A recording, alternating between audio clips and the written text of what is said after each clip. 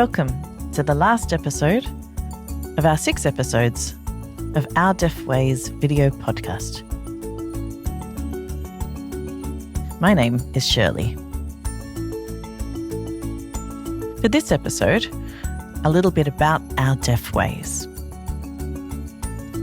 We will have Jen Blythe, who is Deaf Australia's CEO, and Karthik Vijayanadam, a teacher of the deaf, who will talk about various topics ranging from education for deaf children, Auslan interpreters, to language appropriation and exploitation, and intersectional identities.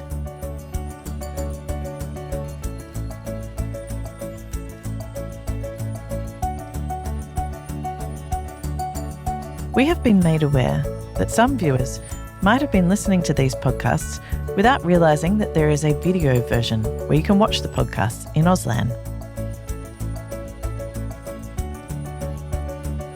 We encourage you to watch the videos to get more of an insight into how our deaf ways are visible.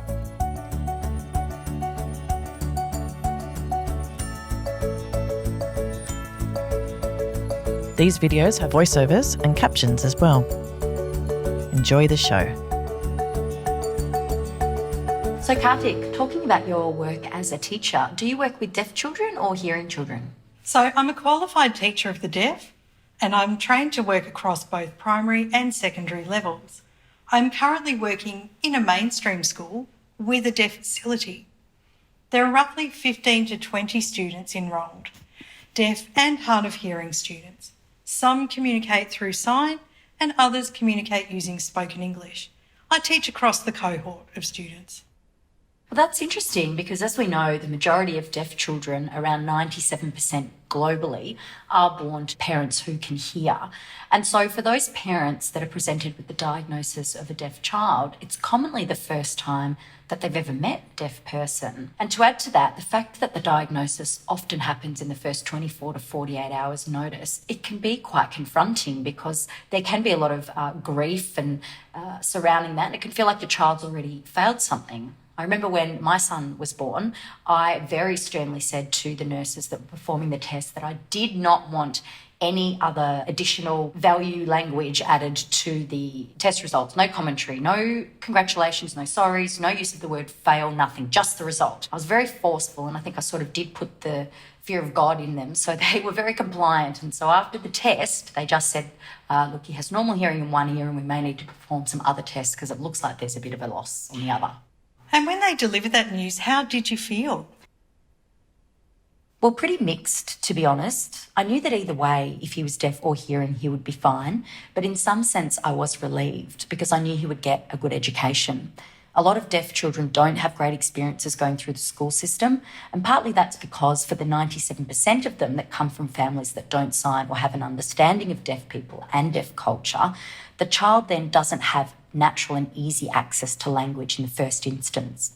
There's also still a large focus on medical interventions such as cochlear implants or hearing aids with speech therapy and other methods which actively discourage or even prohibit the use of sign language.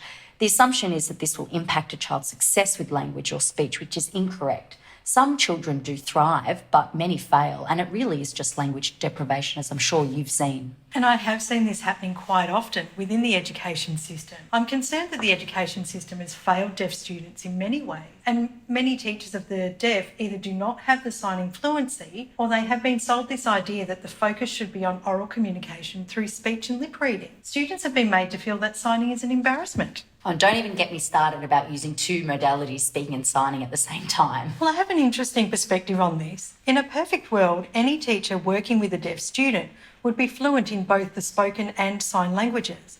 Then they'd be able to adapt and modify their language to use more freely to suit the learning context and the student's needs. Do I think this is what's happening on a global scale in the deaf education system? No. There are some good examples, but they are few and far between. What I would say is the majority of teachers would have fluency in one language or the other, but rarely in both. deaf students' access to education is not optimal. I do consider the concept of translanguaging, which may be useful when thinking about deaf education. Tell us more. In order to communicate effectively, we use all the tools available to us. These tools could include use of signs, spoken language, pointing, gesturing, visual cues such as pictures to bridge gaps, and then support the expression of communication.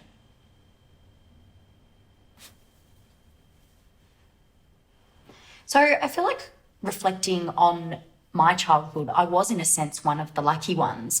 Because my parents are deaf, I was born into a family that had sign language inherently. I had language access from birth. My mother taught me from a very young age to read, so by 3, I was almost reading independently.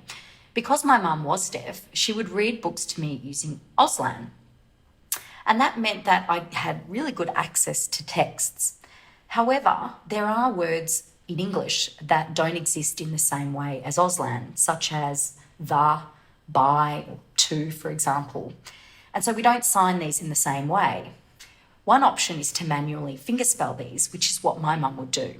If I ever asked what these words actually meant, her response would be that she didn't know. At the time, I didn't think to question that. I just accepted that there were some words we didn't understand. And I learnt instead to draw meaning from the rest of the text. I'd also use a dictionary to look up words I didn't understand and know that these early experiences really led me to being a competent reader. And if you've been to my house, you can see my love of reading displayed with all the bookshelves. I would say that my parents' experiences were very different to mine. They are literate and they can read and write, but they don't always comprehend fully the nuances of what they read. And if you look at my house, you can see I've got books everywhere, but I think literacy for deaf children is very different and how language deprivation impacts on that. And what does that look for you? What does that look like for you? Well, language deprivation also means that some deaf people don't necessarily have a strong understanding of emotional intelligence or the ability to express themselves clearly. And so deaf people may not have access to the full world around them as their hearing peers do.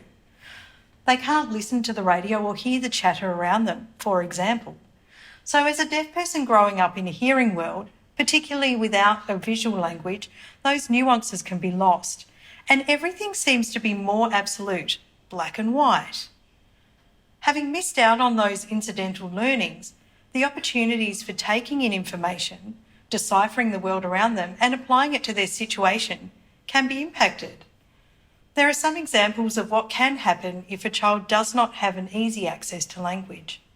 Another example of language deprivation manifests in deaf people not being able to clearly communicate their needs. Yeah, I see lots of examples of this, and it manifests in a range of different ways. And it's no one person's fault. There are lots of reasons. Maybe they weren't given the opportunity to learn sign language. Maybe there was a lack of awareness at home or even a reluctance. Maybe it was the education system, the family unit. There's a myriad of reasons. Parents may assume that if they equip their child with an oral mode of communication, that then they will better interact and integrate with the hearing world. Some don't want to learn for cultural reasons. Others are more insistent that they want their child to grow up as they did. And so there's an emotional resistance. And on that point, I agree. It's interestingly springs to mind. I have quite a few friends, all of us around the same age. One of my friends told me that they wished they had the opportunity to learn sign at a young age because now they feel marginalised. They felt like they hadn't found their identity yet. And I've seen a lot of people my age feel quite angry about their childhoods because their parents hadn't given them the opportunity to sign or mix with other deaf children. And that's really unfortunate. But parents didn't know better or don't know better. There is really a lack of advice coming from the professionals. A few weeks ago, I had a realisation that what my friend was describing was that they had wished they had that opportunity to acquire sign so that they could have access to all of that information surrounding them, and my mum as well, and to be able to utilise that in their own lives.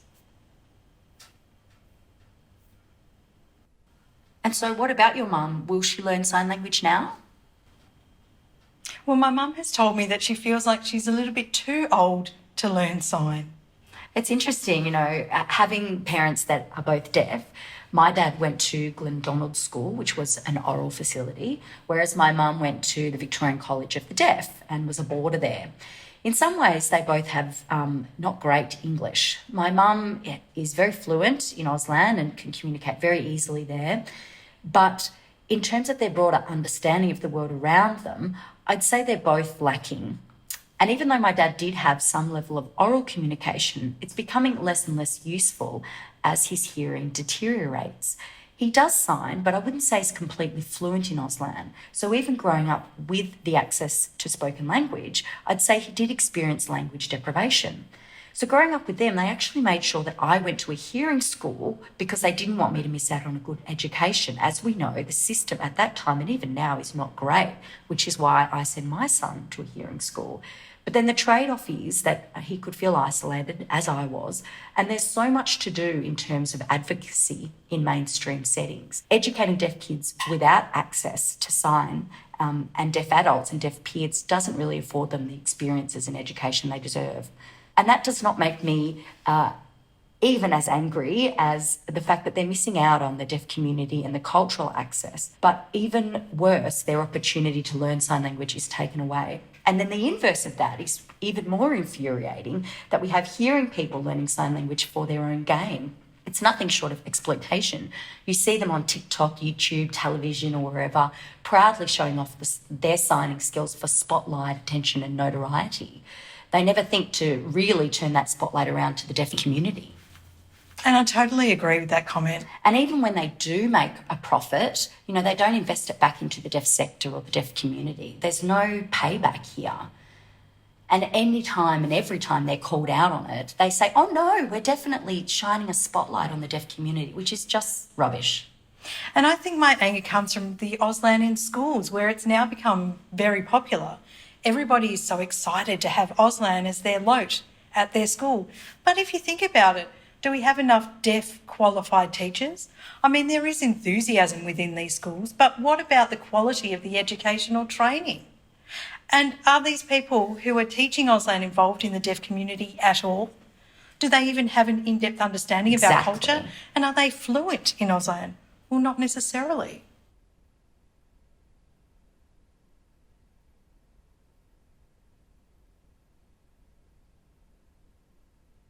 And I've heard about some people who literally learn a sign off Sign Bank one day and then are teaching it in a class the next. Yeah, that's right. And it makes me feel, well, as a deaf person, that they've really exploited us. They're in TAFE learning Auslan one day and then the next day they're in the classrooms teaching it. I mean, I back right off. What people don't realise is that language and culture cannot be separated. They're inextricably linked. Language doesn't exist in a vacuum and cannot exist without culture. You need to learn the culture and the language in order to fully appreciate that community and history. The deaf community is celebrated for us having strong representation in sports and in the arts. We have all of these experiences which are so powerful and really show how rich our culture is. For sure, for sure.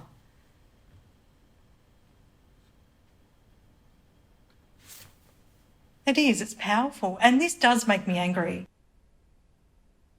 Yeah, you're right. I think deaf people are not just defined by the concept of disability or how well or not our ears function. We have our own sporting competitions, the Deaf Olympics. We have deaf arts. Think of the Festival Clindol in France, a mecca for deaf arts and creativity.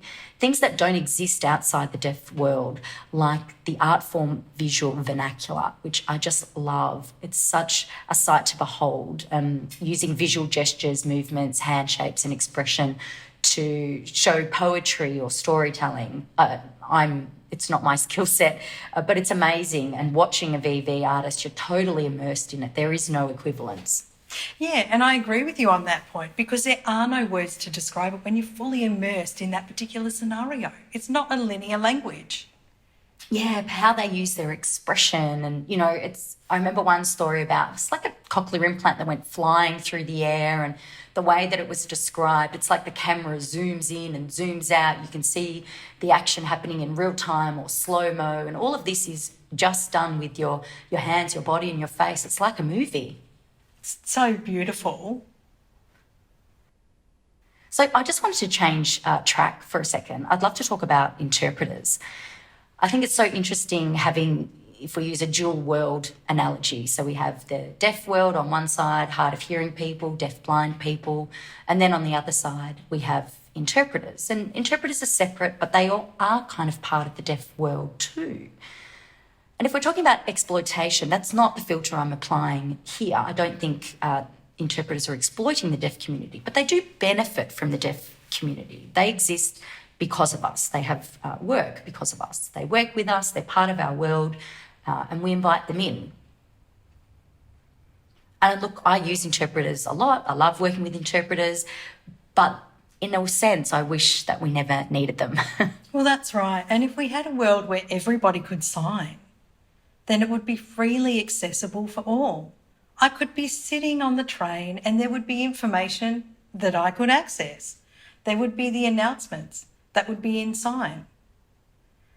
And it would just be incredibly easy to move around the world in that way. A few days ago, I went to my local coffee shop and I ordered my regular latte and a few other things. And I used a visual mode of communication. Off they went to make my order. And when they handed me the coffee, they signed, "Thank you." Well, it was a pleasant surprise because I never mentioned to them that I'm a deaf person.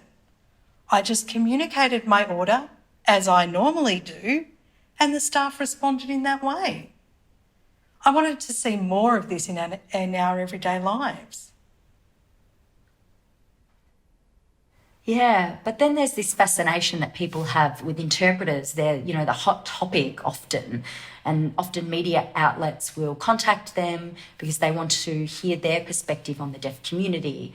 They want to ask them, how did you learn sign language and where? And so they are seen as the person to speak on behalf of the deaf community. But, interpreters work with us. They're integral to our experience, but they don't speak for us and they can't replicate the deaf experience. Well, no, that's right. Full stop. They cannot. I mean, what I envisage over the next 10 years is that language deprivation will be a thing of the past. That we can recall language deprivation as a historical point in time. Yeah, amazing. We're all people, deaf and hearing, mixed together in our communities. Yes, we will still need to use interpreters, but being able to move freely in the wider community without relying on the need for an interpreter all the time would be amazing. Yeah, it would be. I completely agree. And look, I love working with interpreters. I have a long list of preferred interpreters and some that are, well, it's actually not that long, and some that I don't work with as often. But I use different interpreters for different settings. So it's not appropriate to think that one interpreter can do everything. Oh, I agree with that. So I might have one interpreter for medical appointments, one for professional settings. And if I was ever to go to court, I've never had a need, but if I did, I would choose the interpreter based on their skill set, their knowledge, their professionalism, and how they would suit that scenario. Yeah, well, on that point, it is curious to know the pool of interpreters that we have are mostly women. So I guess in my situation, sometimes I have an appointment where I'm just not comfortable to book a female interpreter. Yeah, I get that. It is a highly female-dominated workforce. There are only a very small pool of men, and it's also very white. It's very monocultural. It's not a very diverse workforce. I think we only have around 5 First Nations interpreters for the whole of Australia. I mean, how many deaf First Nations people do we have countrywide? Definitely more than 5. More than 5 is right. I mean, if it was 5, that'd be perfect. Everybody's got their own designated interpreter. But I think that diversity is an issue. And unfortunately, I'd say the system is not really set up to invite those that are not from the mainstream culture. And a lot of people report that the pathways in are perhaps not set up for people of colour or people from minority backgrounds. I do hear a lot of people say that it looks like it's a space dominated by white people. And being a consumer of interpreting services, I do recognise my privilege as a white female in that I can easily find an interpreter who can understand my circumstance and match me. But I have had situations where I've used a male interpreter on a phone call, and I can see how confused people are hearing a male voice speak for a woman. So I'm wondering, how do you navigate that cultural space? Are there Indian interpreters? Well, talking about diversity and suiting my needs and my identity, it all depends on the context. I recently attended Diwali festival and I'd booked an interpreter for the day. The festival was crowded with Indian people sharing the same culture and excitement. I found that having a white-skinned interpreter with me was particularly awkward. The interpreter was more interested in the sights, sounds, and tastes of the festival rather than to work, which didn't complement my needs through the day.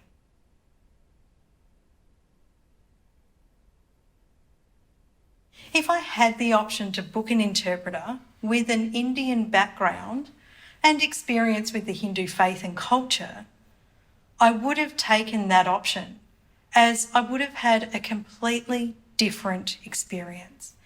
There were things that occurred and offended the interpreter on the day, to which I had to respond by explaining that these instances were just part of the culture and the community.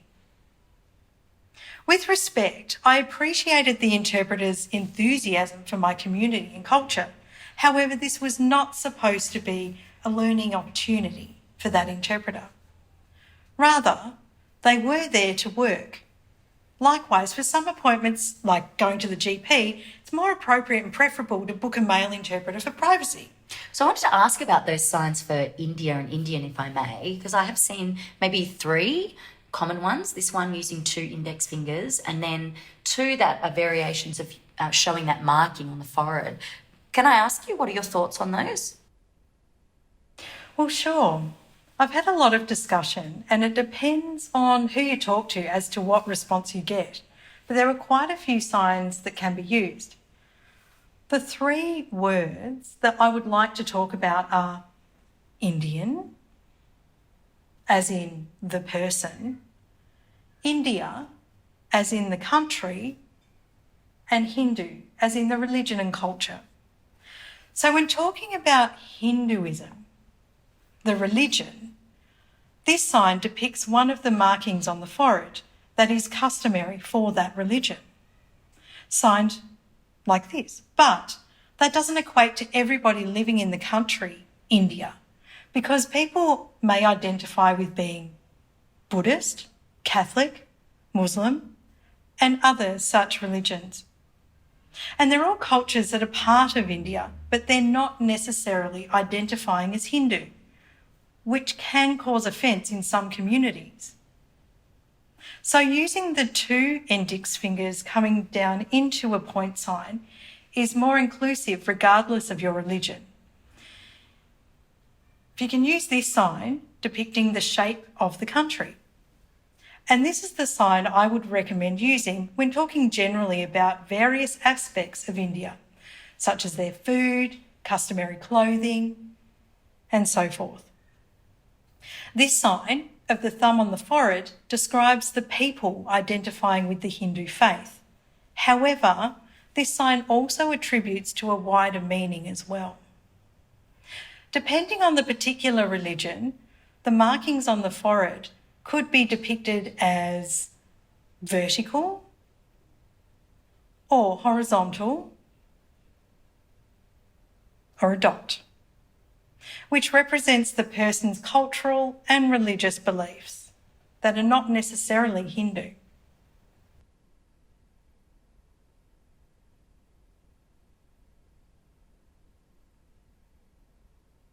Another interpretation of this sign is the word tilak, which means the religious markings. There are some initiatives that encourage the various religious cultures to come together in harmony and celebrate and respect each other's perspectives. There was one man who coined this idea, And unfortunately, he passed away now, but the legacy still remains.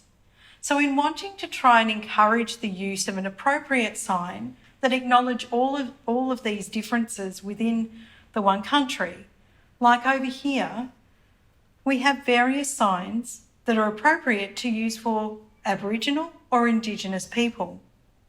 And I prefer to use the signs that local people use themselves, rather than me trying to utilise signs that I have learnt or seen along the way.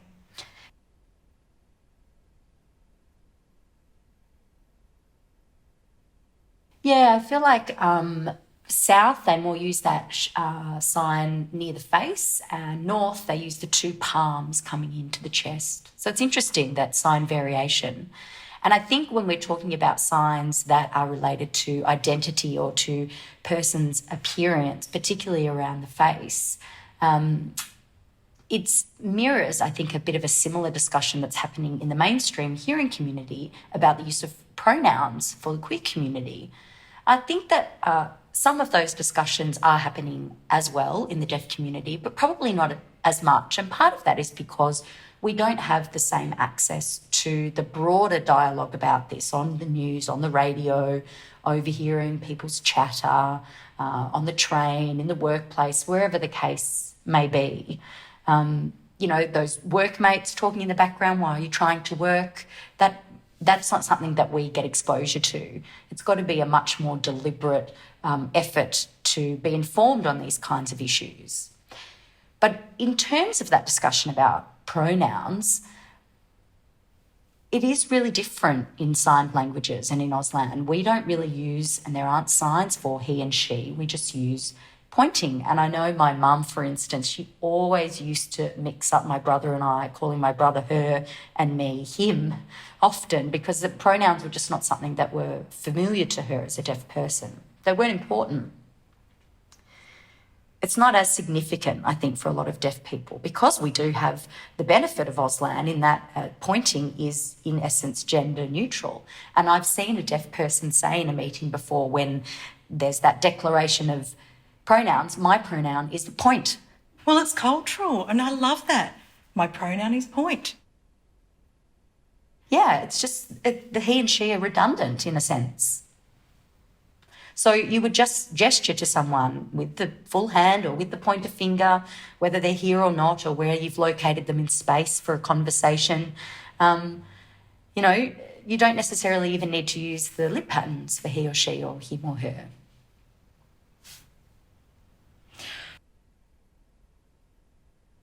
Well, yes, that is interesting. And as a member of the queer community, I've noticed that there's a huge focus on pronouns. So for me, I feel like I have to be abreast of all of the current conversations in order to fit in, which is a really interesting experience for me. I mean, I hold so many different identities, like we all do, and I find that sometimes my identities will clash with each other. For example, I'm queer, I'm deaf, I'm a third, hang on, let me remember the phrase. I'm a third cultured kid. I'm not third world cultured. I'm a third cultured kid, because I was born in one culture, I was raised in another culture, and my everyday working life is that of a different culture again. So as a teacher, I have a whole list of intersections which sometimes compete. I've found some friends who I value dearly, and particularly their various perspectives and life experiences.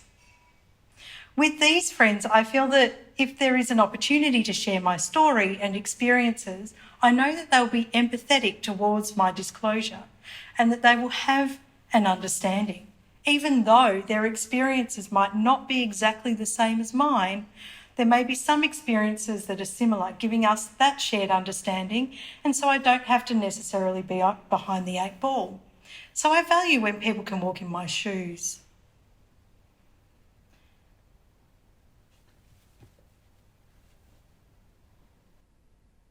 Yeah, I think it is about the values and the communication, isn't it? Well, I highly value empathy.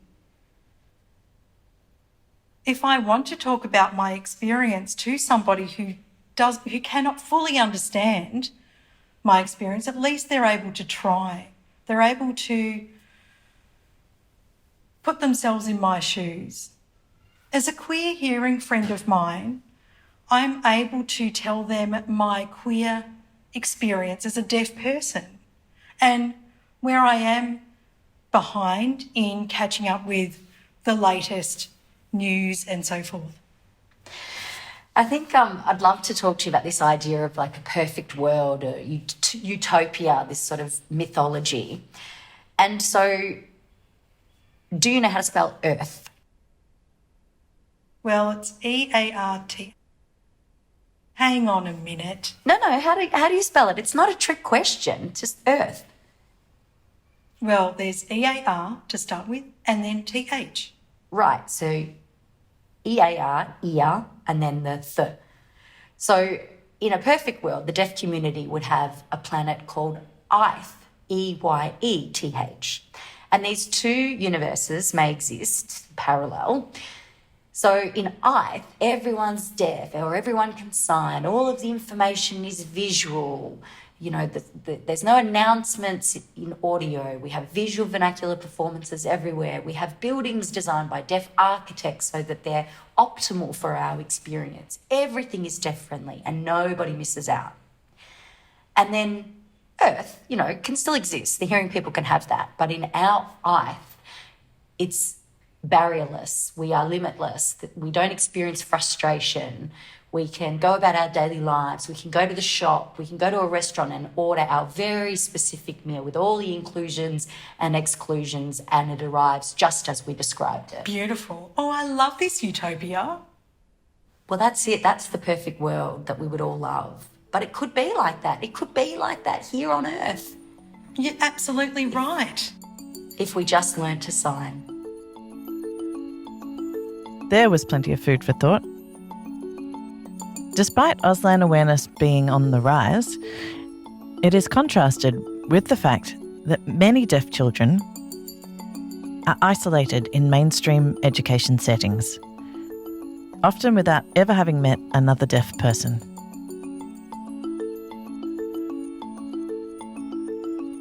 The big push towards ending segregated education for disabled and deaf children has had a negative impact on socialisation, self-esteem and self-value for deaf kids. We would love to change this.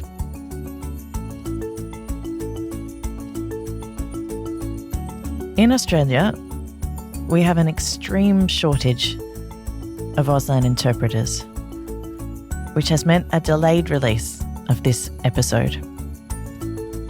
Just as Jen and Karthik discussed how not all Auslan interpreters can do all interpreting jobs, we also had to find specialised interpreters to do the voiceovers for all of our amazing presenters in the last 6 episodes. You may notice that we had to use a female Auslan interpreter to do voiceover for Karthik. We are really proud of how these episodes have made an impact to our viewers, both deaf and hearing. We need to work together to create a better future for our community. One where society listens to deaf people when we talk about our lived experiences. Lastly, we thank you for joining us on this journey and for allowing us to share our deaf ways. Thank you.